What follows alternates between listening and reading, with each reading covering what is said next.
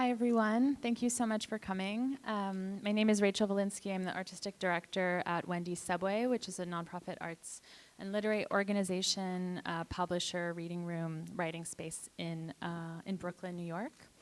And we're really thrilled to be here, all of us, in this long table, to launch A Grammar Built with Rocks, edited by Shoghig and Suzy Halajian. And to be joined by so many of our incredible contributors. We'll kind of proceed just as we down the table with Sandra, Carolina Caycedo, and Susan and Mashinka, not quite in that order, but almost. And we'll do a little bit of an introduction to this project, to the sort of longer history of the book that starts with an exhibition that Suzy and Show will introduce us to. I'll just flash some of our incredible contributors to the publication and invite you after this talk to spend some time with copies that are up here and then back downstairs with us in at table D3. So yeah, pass it over. Hi, everyone. Nice to see you here. This is working, right? Yeah, okay. My name is Shoghig Halajian. I'm one of the editors of the book, and I'm here with Suzy Halajian, who's my co-editor and also sister. So for those of you who don't know us, I wanted to first offer a little bit of background on our practices and then talk about the background of the book itself. So Suzy and I have been working together for a very long period of time, have had a collaboration for a long period of time. We've shared a childhood home, so that's a collaboration in its own way. But in 2016, or 2006, 2007, we started working together on curatorial projects. So we started by making small publications and then founded an art space that focused on performance with two other people, Samuel Vasquez and Alex Black. So working collectively and through close relationships and friendships has been fundamental for us. Suzy now runs a art space, a nonprofit space called Joan, and then we're also part of Human Resources, another collective venture. And we also co-edit a journal along with Anthony Carfello, who's here, called Georgia, which looks at the intersection of art and organizing efforts. So both of us have been, we both teeter between curatorial practice and academic work also, and have our own kind of separate research interests and trajectories. So this book was a way for us to bring our interests together and put them in dialogue, and then also just see where they overlap. We also had a desire to work with artists with whom we've had long-standing relationships. So it was a place for us to kind of gather these practitioners and also be able to work with them in a kind of slower pace, which of course the publication format allows in such a beautiful way. So, okay, and of course Wendy's was the ideal partner for this. So Rachel has been a huge part of the collaboration. It's been a three-way collaboration.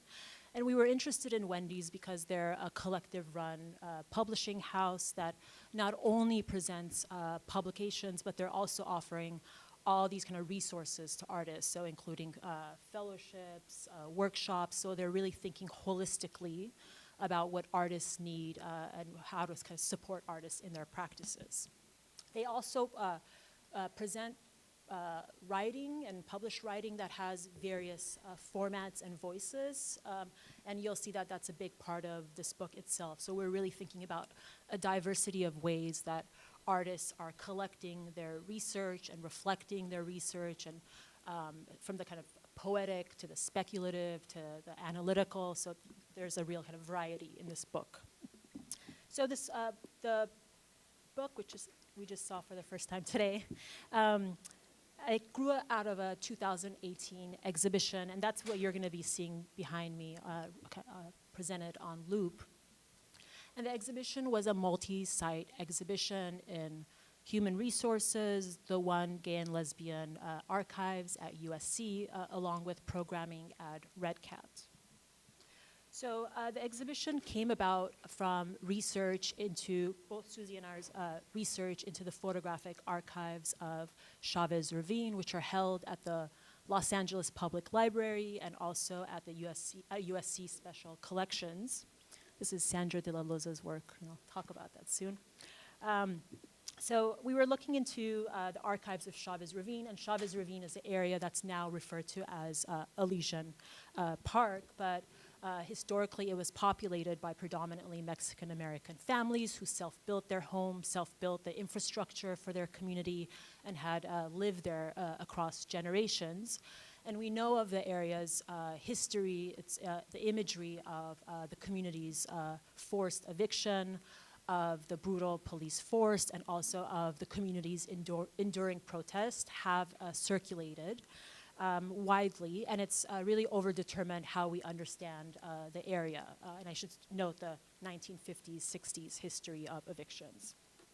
So when we were in the archive, Suzy and I were actually very inspired by the quotidian images we were seeing of shops, of storefronts, of schools, and were inspired by the fact that glimpses of everyday life and daily routine had covertly entered itself into the archive. So the project came about from this moment and these reflections.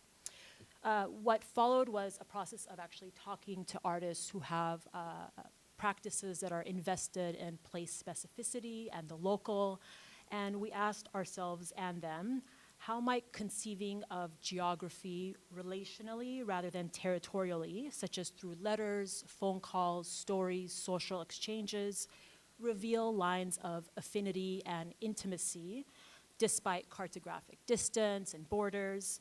And how might we further a more capacious and abundant reading of place that allows us to see how dispossessive violence is often met with the creativity and the resistance of people?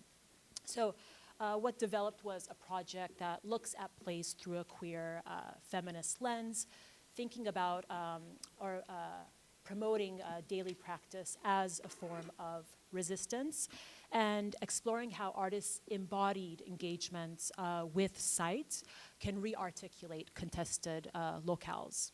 So in the exhibition at HR, the image that I referred to earlier by Sandra de la Loza, so Sandra made a work that uses walking as a research methodology, which was very inspiring to us. It was a new work that Sandra did for the project. Going back to the site of Chavez Ravine and documenting the still existing foundations of homes that are there.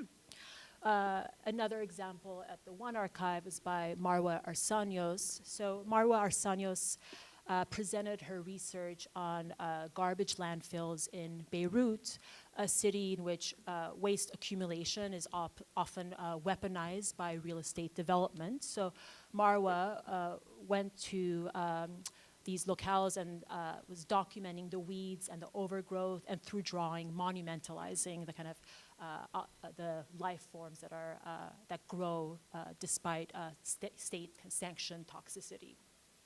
So the two projects at Human Resources and One Archive had very different spatial logics to them.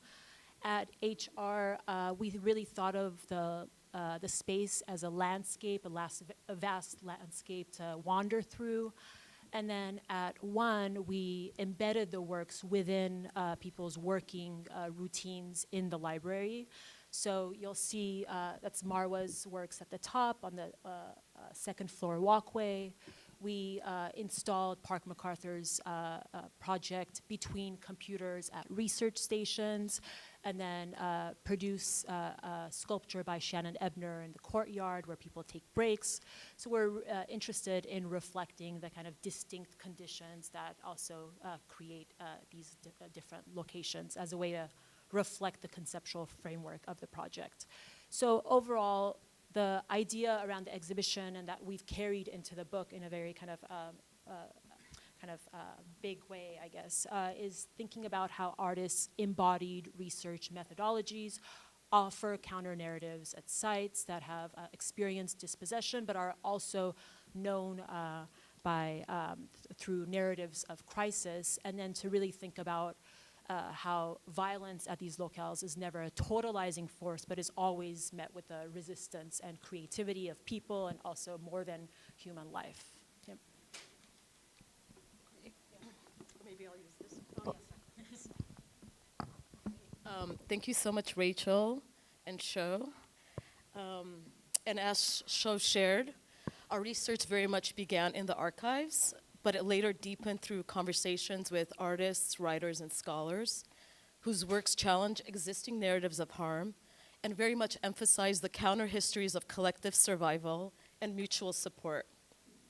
So our book very much reflects the exhibition's interdisciplinary framework, exploring how visual art, performance, moving image, storytelling, and poetry offer insight into radical spatial practices across time.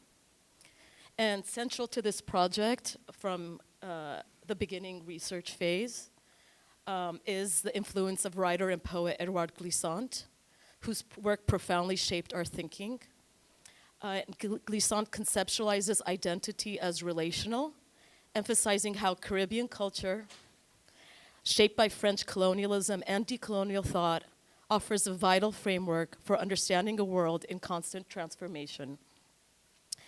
His writings call for a re-engagement with the land as it unfolds its own history, a process that challenges dominant systems by tracing buried and silenced histories.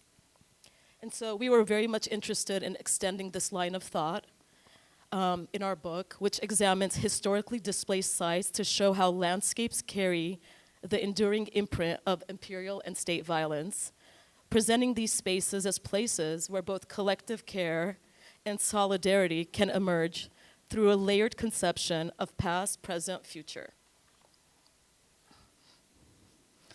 And some of our efforts included really thinking beyond a single locale and connecting multiple sites to consider what it means to think, create, and exist in relation. This approach spans elemental, embodied, and planetary levels, drawing from the performative, the ecological, the queer feminist, and decolonial perspectives. So along the way, we very much look to artists, scholars, and poets who share lived experiences and creative practices that bring adaptability, vitality, and resilience into these spaces. And for this book, we brought together newly commissioned texts and visual works alongside reprinted essays and poems, combining critical, poetic, conversational, and observational voices from varied contexts. And in doing so, this collection surfaces both transcultural and transhistorical connections, while very much acknowledging both shared and divergent experiences across different locales. And we very much also wanted to combine various forms of writing and research, such as Candice Lynn's project, which I'll speak a little bit to later, which connects her writing, her script to a film, as well as poetry, to highlight different ways of knowledge sharing and production. And to deepen our engagement with the artist's works, we also included a reader, which is kind of interspersed throughout the book, which includes research materials and sources of inspiration that were contributed by the artists themselves. And so for us, this effort very much highlighted both the relational and the dialogic nature of artistic research, so how each practice is shaped both by and in conversation with others. And of course, as Sho already mentioned, this project would not have been possible without the unwavering support of writer, editor, and publisher Rachel Walensky, whose thoughtful and imaginative editorial approach strengthened the work in countless ways. And the book itself, which took many years, we were navigating various other projects as well and figuring things out. Evolved tremendously through designer Chris Lee's collaborative and open design process. And from the beginning, from our initial meetings, we just all discussed creating a book that wouldn't require a linear read, but one that you could perhaps even open up to any page and engage with. And this approach for us was intended to make the book both accessible and allow distinct voices to coexist and be in dialogue with one another. It also very much reflects the spirit of the contributions in the book itself as an effort to theorize and think collectively in dialogue. At the core of the project is the concept of connections across borders. For instance, artist and writer Mashinka Firunts Hakopian, who is here with us today, explores the shared histories of Armenian, Artsakhi, and Palestinian resistance movements, examining how catastrophe repeats across different time periods, from 1915, 1948, and until today. And as we were developing this project, we very much also thought across disciplinary boundaries in newly commissioned conversations. Artist and filmmaker Colleen Smith and tonal geologist Ryan Clark discussed the intersections of Black studies and earth studies from their respective homes in California and Louisiana, and the fields of visual art, film, music, and curatorial practice. These contributions explore spatial practices across geographic boundaries, very much focusing on both creative and embodied research methods, such as Sho brought up, from walking to foraging, sampling, and even trespassing, that help us see sight in new ways. And these methods draw from conditions of transience and displacement, very much speaking across borders, and highlighting the intersections between networks, institutions, bodies, and both human and non-human forces that shape sight. And to offer one other example, artist Candice Lynn's script for film examines the poisonous plants from the Caribbean and their link to the 19th century opium wars, particularly their use in uprisings by Chinese workers, specifically coolie laborers who were displaced to harvest sugarcane and mine minerals in the Caribbean and the American South. And so we placed this text in conversation with a discussion between artist Julian Crousset and curator Janelle Brown, where they explore their shared investment in the Caribbean and Pan-African intellectual thought, as well as in poetry and storytelling, and discuss the historical erasures that haunt Caribbean traditions. Ultimately, along the way, our hope was that this collection could circulate in both art and in an educational context, and that these efforts initiate dialogue and invite others perhaps to engage with these ideas in their own context and to animate in different ways the interconnected ideas, practices, and efforts in the book. And to bring this project to life today, we're very, very excited to welcome 5 contributors who will share insights into their work and ongoing research. So thank you all for being here, and thank you to our contributors.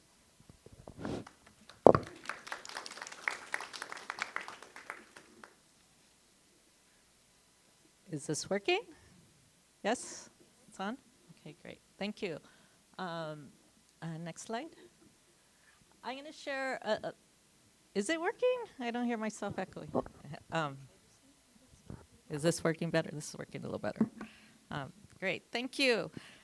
So I'm going to share some reflections on my contribution to the book.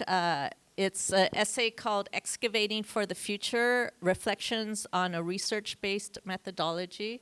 And this piece gave me space to begin to map out the artistic and research-based methodologies within my own practice. Before I launch in, I just want to share that I want to dedicate this talk to Juana Gutierrez. I just came back from a memorial of her. She passed away a few weeks ago, and she was born in 1932 and was one of the mothers of the environmental justice movement in Los Angeles. She was a founder of the Mothers of East LA.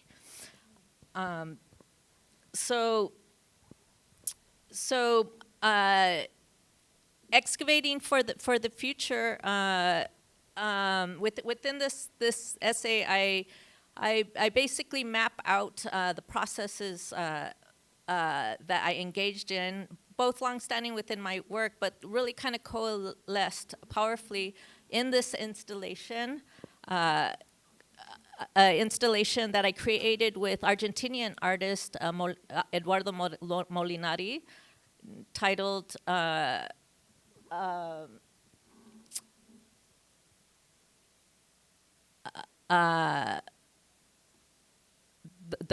rivers join archival hydromancy and other ghosts. Within as a process of creating this installation, a lot of my work is very process based, very research based, and like 90% of it begins and unfolds before I even really start thinking formally and artistically. So so this essay allowed me to begin to flesh out some of those processes. For this installation, we began by excavating archival material, focusing on specific sites and land. I chose to focus on the confluence of the Los Angeles and the Arroyo Seco rivers. We also chose an existing social justice library in our respective territories. He was from Buenos Aires, and me in Los Angeles. I also worked extensively in the Southern California Library. And a land battle. At this time, communities around the confluence of well, and continuing today, around the LA and Arroyo Seco rivers were experiencing intense gentrification. So I was a participant in those anti-displacement struggles. So, an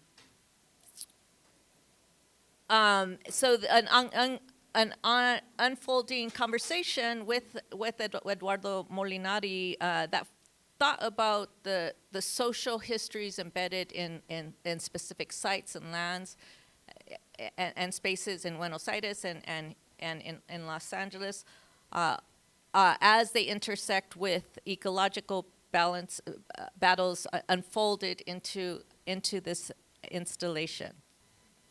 In preparing this talk, it really kind of gave me an opportunity to kind of reflect where these methodologies, how they've unfolded within my own practice. And if we could go to the next. And I'm kind of just giving quick glimpses of some of the processes and ideas that have come together in creating these installations. But the book itself will go much more in depth into my methodologies. In this installation, Unsettling the Settled, Archival Glimpses of Abolitionist Futures, I again return to the confluence of the Arroyo Seco and the LA River. And in this instance, I focus on a jail that is right next to the confluence, the Lincoln Heights Jail. It was the primary jail in Los Angeles from 1927. It was decommissioned in 1966. During the 1990s, local activists gained access to the first floor and created a community space called the Aslan Cultural Arts Foundation. So within this installation, I collect an archive of the Aslan Cultural Arts Foundation. It was a community space produced to turn a place of oppression into a space of liberation, right at the moment in which what we now call the prison industrial complex was being built with the aid of gang exploitation films, a lot of videos, music videos, and also gang exploitation films were actually filmed in this jail at the same time as young people were creating a very politicized and liberatory cultural space on the first floor. For this installation, I weave in the archive of the Aslan Cultural Arts Foundation along with interviews by Chicana scholar Kat Ramirez, who focuses on the experience, the criminalization of Pachuca women during the 1940s, and also Luis Rodriguez.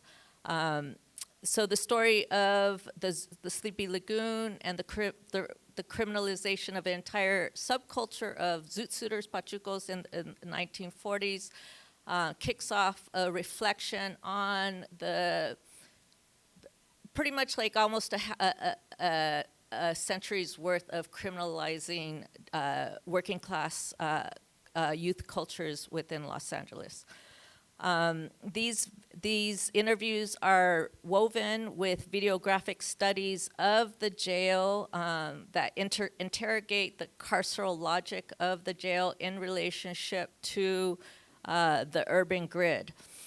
The river, footage of the river also is woven in as a way to reflect on both the social incarceration along with ecological incarceration. The river itself can be described as an incarcerated river, incarcerated through concrete banks.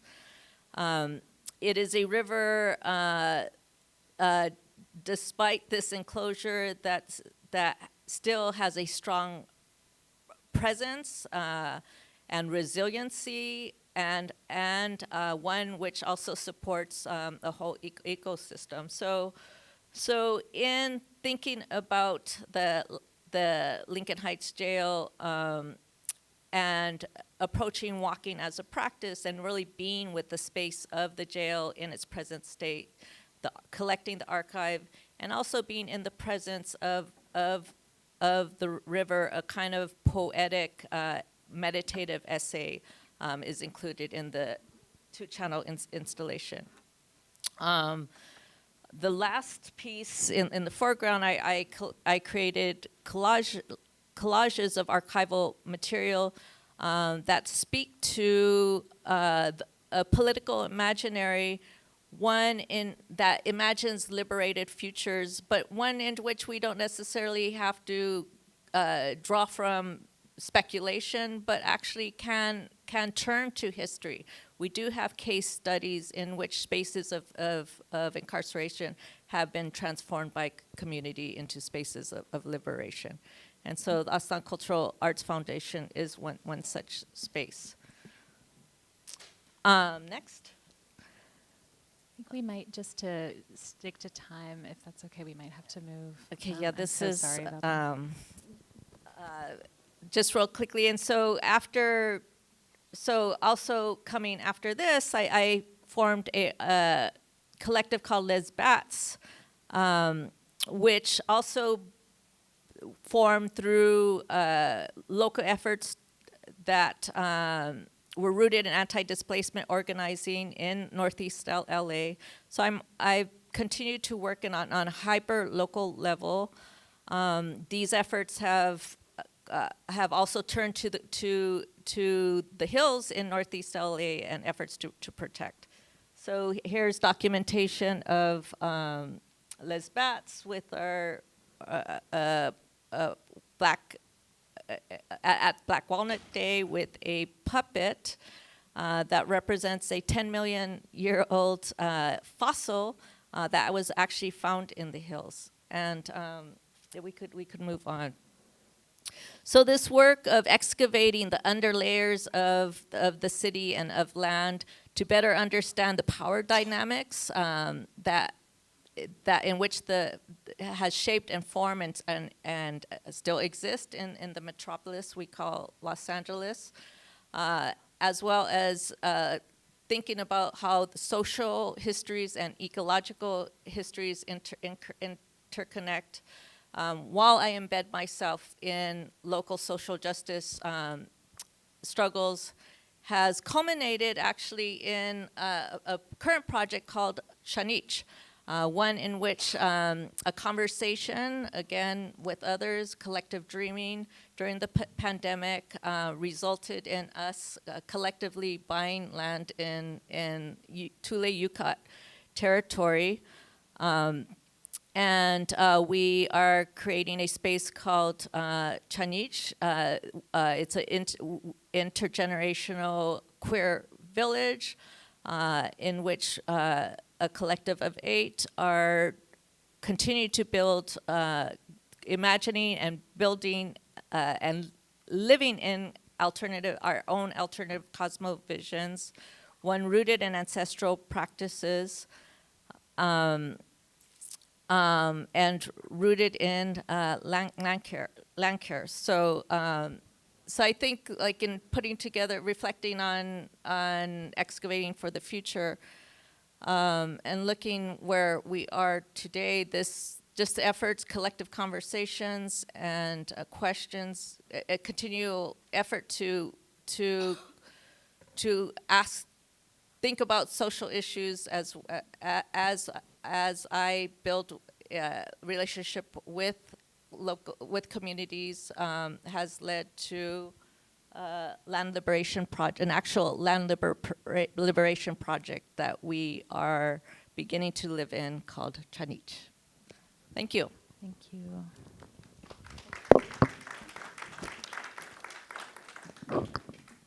Hola. I think Mashinka is next. Sorry, we're out of. Rachel, would it be easier if I head over there and move through the slides? Yeah.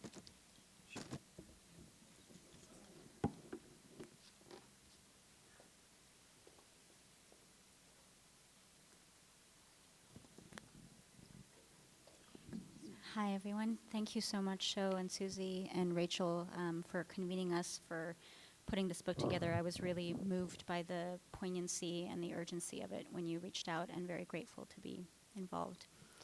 The prompt for today was to think about the ways in which, in alignment with the book and the exhibition, geographies can be untethered from territory and tethered instead to relational imaginaries. So I wanted to open with this image, which appears in my contribution to the book. This is a satellite image of the cars of Armenians being expelled from the Republic of Artsakh in 2023. Can everyone hear me, by the way? Is that okay? Yeah. Is that better?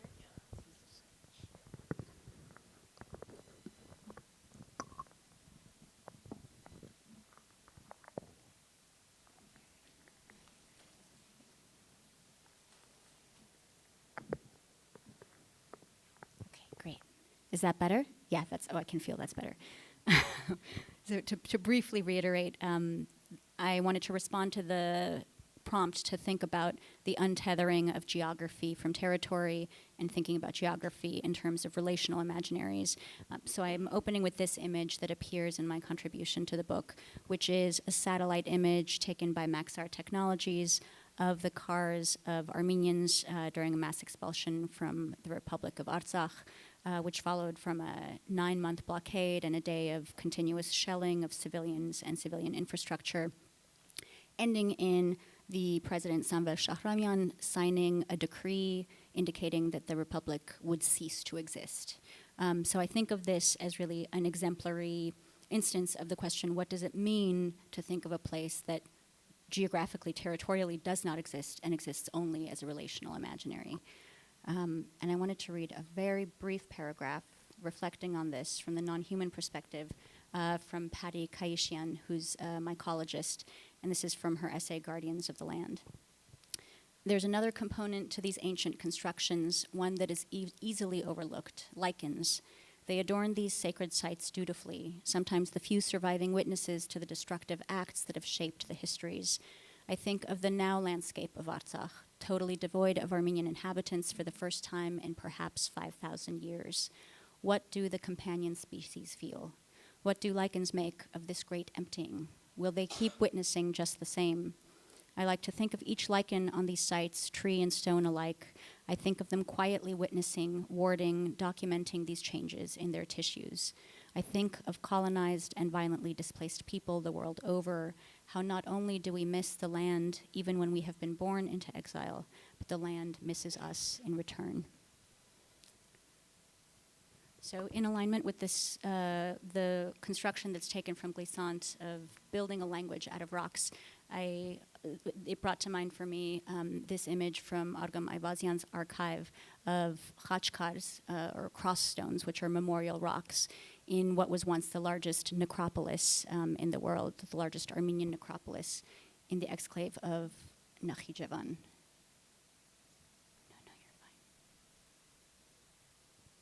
As you can see in the satellite capture on the right side, that exclave, the necropolis, no longer exists. So another emptying and absencing. These kinds of histories of cultural erasure are what undergird the project that I wanted to talk about today very briefly, Monument to the Autonomous Republic of Artsakh, which was a collaboration I did in 2020 with Nancy Baker Cahill, Kami Abrahamian, and Nelly Sarkisian, responding to the first wave of intensification of military violence in Artsakh, which resulted in the ceding of vast swaths of its territory to Azerbaijan. So in this moment where the Artsakh was dissolving as a territorial entity, the question became, what did that ever mean, and what did it mean to imagine it instead through these kinds of relational means? So this is an AR monument that is sited in Glendale, California. And it also responds to the widespread circulation of these media narratives that were telling both sidesist stories, erasing the indigenous histories of Armenians in the region. So it also operates as a kind of pedagogical tool. And when you go to the website, it links to an essay that I had written for the LA Review of Books on indigenous struggles in Artsakh. The project comes out of a street art campaign that was done by Kami Abrahamian, and they produced this image drawing from Parajanov's famous color of pomegranates, inviting people to wheat paste it wherever they may be located. And it was wheat pasted and appeared on 3 different continents in countless cities. So again, this sort of dispersion or diffusion of Artsakh away from a territorial entity and toward a globalized imaginary, or not a planetary imaginary, let's say. It was very important for me that this was cited on Artsakh Avenue in Glendale. And in the editorial essay, the introduction to the book, Sho and Suzy talk about an image of their father and a familial photographic archive cited in Syria in relation to the archives that you were looking at in LA. And so I think that this kind of transgeographic, transtemporal transposition of photographic archives and spaces is something that was really driving this project as well. Urartu Coffee, which is on Artsakh Avenue, is the place where my mother, who was an immigration paralegal, used to meet her clients. And so it was a site where communities and community members who had been dispossessed of their ancestral homes and their ancestral lands gathered to generate community elsewhere. So to close, I wanted to say that this project, I think, finds a kind of post facto home in the work that you're doing and the work that I was so moved by. And I wanted to end by reading a line from your introduction, which is that by placing different spatiotemporal contexts in proximity, we reorient our gaze and shift our understanding of geography from fixed borders to flexible social practices. And the reason that resonates so much for me in relation to this project is that after mounting this AR monument, I learned that there were groups of Armenian elders who were teaching one another how to download the app through which you could access this monument, and collectively going to pay to render it a visit, which I think is exemplary of the kinds of relational practices that you are trying to reorient us toward in your work. So thank you. Thank you.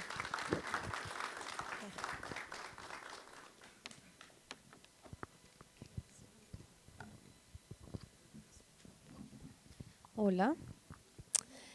Okay, I'm going to be brief. When I got the invitation to participate in the book, I remember the show at Human Resources. I missed the one at One Archives, but the title of the book took me immediately to the scene of the film called Blackboards. It's a 2000 film by Samira Mabakaf, an Iranian filmmaker. The film follows two Kurdish teachers that find a group of Kurdish refugees trying to cross between Iran and Iraq. And in the meantime of this kind of displacement moment, they're trying to teach the kids to write. And towards the end of the film, and these people are fleeing after a chemical bombing of Halabja by Saddam Hussein's Iraq during the Iran-Iraq war.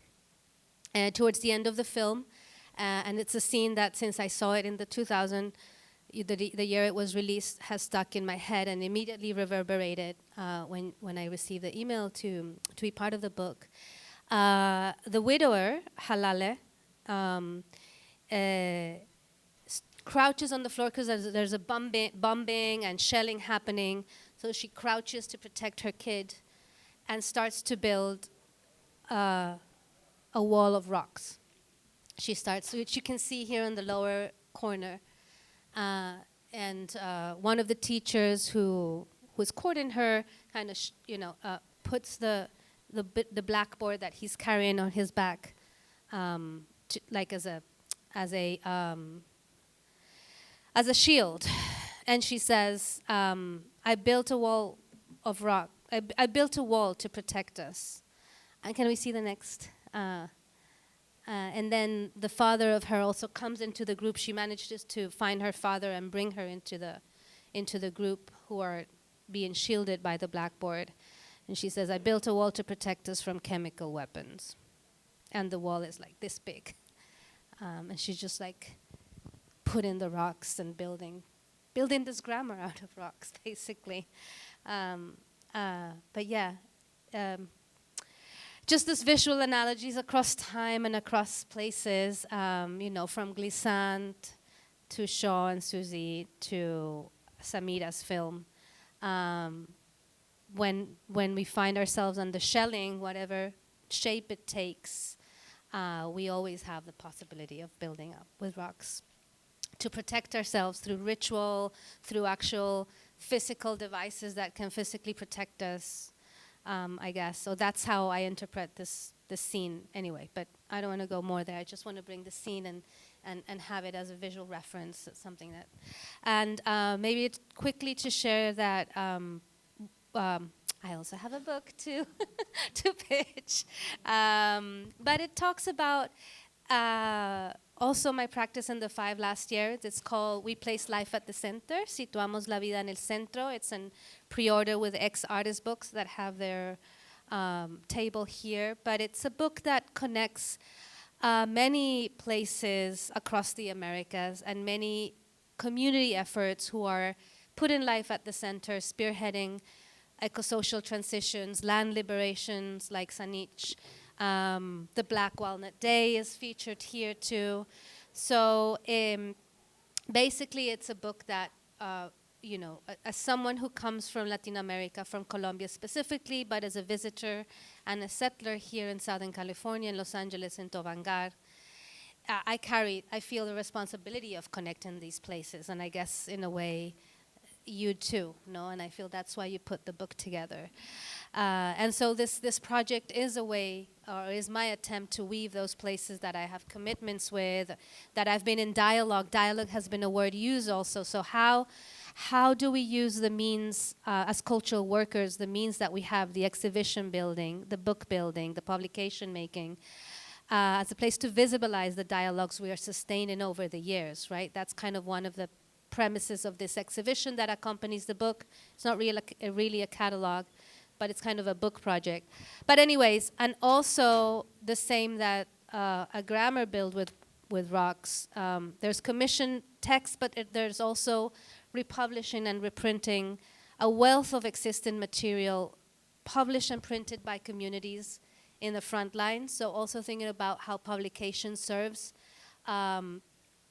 other other needs that are outside the publishing art world, let's say, no? And how do these publications, why do they come to life? And what do they do when they start circulating? So it also becomes a way of archiving, a physical archive that hopefully also can, is not tied to a place, but it can circulate the same way that a book does. Of these things that I've been collecting and have inspired me and have moved me to do the work I do. Anyways, I'll just leave it there, and thank you for including me in the book.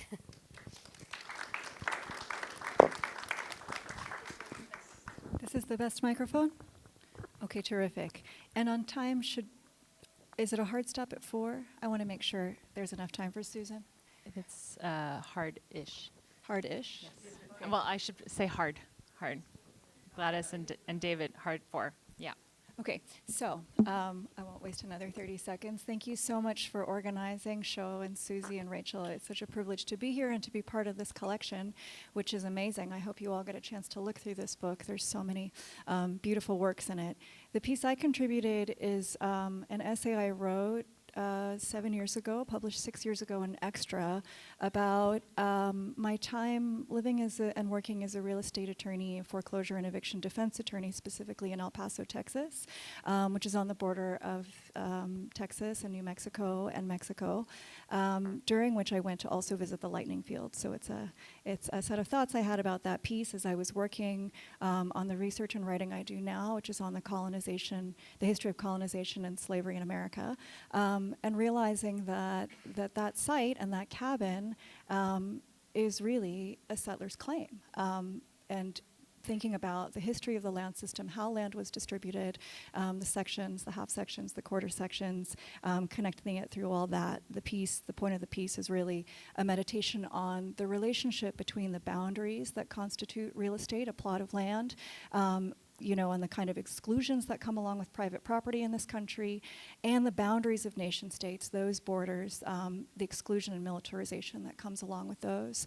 I was not happy to write this piece or to be really thinking about these topics again, but they turn out to be incredibly necessary 10 years after I moved to El Paso, 7 years after I wrote that piece, now at a time when the fervor for militarizing the border, for deporting people across that border is at an all-time high.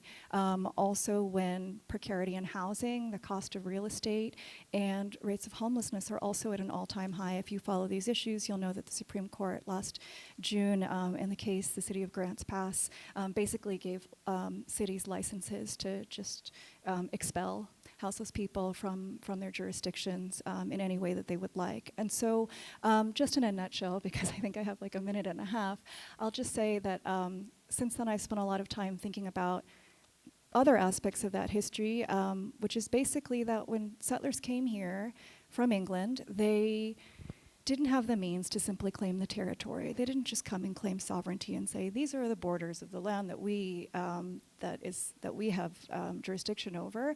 No, they just fought for bits of land by bits of land. They said, we're just going to live here and claim this as private property, and negotiated on a sort of one-on-one basis to grow their jurisdiction, English jurisdiction, colonial jurisdiction, and frankly, this went on for hundreds of years. The United States took this up as well as a tactic for spreading for Western expansion.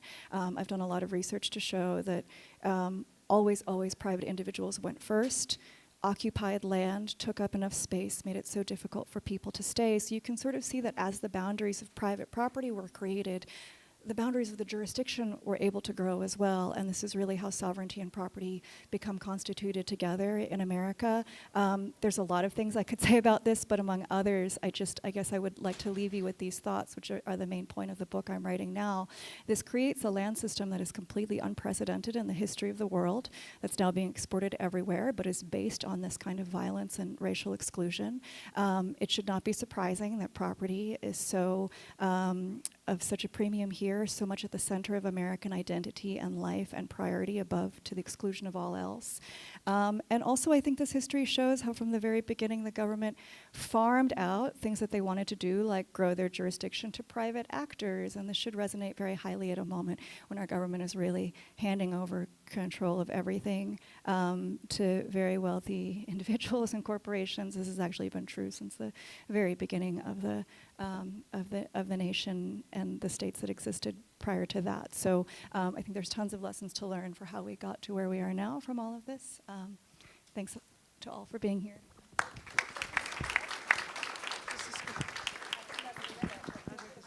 Does this work? Can you hear me? Hello? Okay, I'm going to be really brief as well, and echoing first to everyone else, thank you so much, Sho, Suzy, for organizing this project, Rachel for publishing it. Super happy to be involved. I'm going to make this super brief in terms of comments about my work and what this project that I was part of at Human Resources, its second iteration, and make this a participatory ending to this collective gathering here. My work, which is titled The Stain of, A Stain On, was a series of, a series of ongoing photographic prints that were inspired by the challenge I was having starting in the run-up to Trump 1, looking at other human beings on the street. I was finding myself increasingly ashamed to be human. As a result, I started to look down. And when I found myself looking down, I discovered stains. Stains made by humans in the street. And I found that as a super interesting metaphor to localize through photographs. Those images became large, images that were then crumpled. They were basically on a very high-grade newsprint. And then I would crumple them. I basically would have curators crumple them and then hang them, open them up and hang them. I've wanted for some time to do a kind of participatory thing with this title, which is in two parts, The Stain of Blank, A Stain of Blank. And I'm hoping that you guys will be willing right now to, she's handing out these engraved sheets, which I did several years ago and have never done anything with them. I've wanted to do this piece with a group of people and have you fill in that blank. And I would like to then recite those responses. If you don't feel comfortable having me do that, then keep it and feel free to take that piece with you. Otherwise, I'd love to collect them once you've written down your thought about those blanks. I want to also just quickly read something that was also in your introduction to go along with these. One of the things that I found so fascinating was just how different these stains really are from each other, just like human beings who leave those messes behind. But those messes are embedded in the same way as violence is embedded, as the two have said, as everyone has said on this panel, that the land precedes us and it follows us. Whatever we do to the land, those things are there embedded, whether you can see them or not. And this is a quote from Avery Gordon that you guys put in your introduction. A seething presence acting on and often meddling with taken for granted realities, by which something lost or barely visible or seemingly not there to our supposedly well-trained eyes makes itself known or apparent to us in its own way, of course. That was by social theorist Avery Gordon, quoted by you guys. And I love that, especially as it related to